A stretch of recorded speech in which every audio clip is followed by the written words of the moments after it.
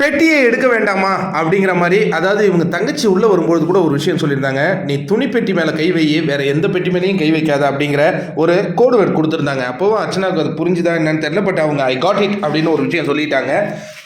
இப்போ பரபரப்பான ஒரு சூழலுங்க. இப்போ இந்த பெட்டி வந்து அமௌண்ட் இன்க்ரீஸ் ஆக யார் வேணாலும் எடுக்கக்கூடிய ஒரு வாய்ப்பு இருக்குது அப்படின்னு பரவலாக பேசப்பட்டுக்கிட்டு இருக்கும்போது, அர்ச்சனா அந்த பெட்டி பெண் பக்கத்துலேயே போய் நின்றுட்டு இருக்கிறாங்க.